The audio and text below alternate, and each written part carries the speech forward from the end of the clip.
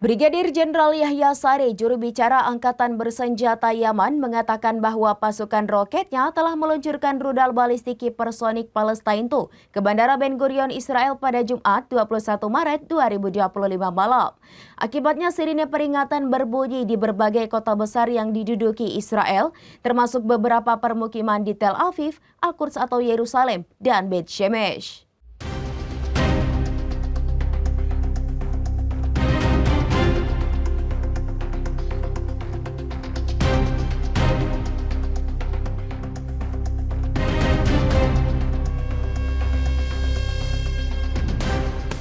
Saree menegaskan bahwa Bandara Ben Gurion tidak lagi aman untuk lalu lintas udara.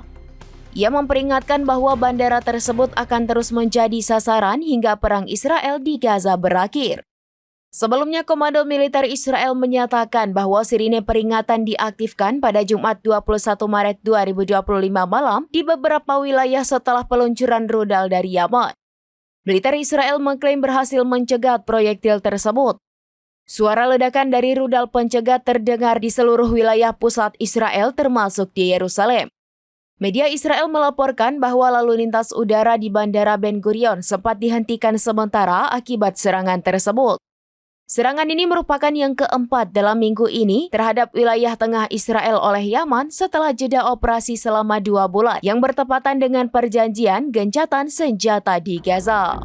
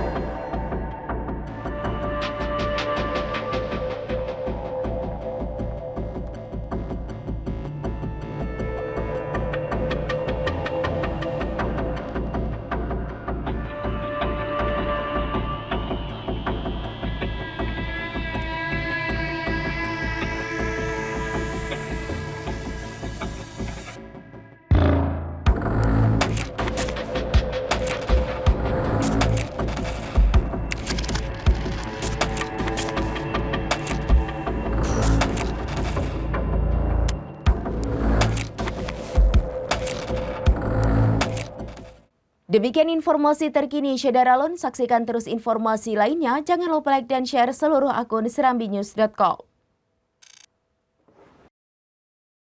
Download Tribun X sekarang, menghadirkan lokal menjadi Indonesia.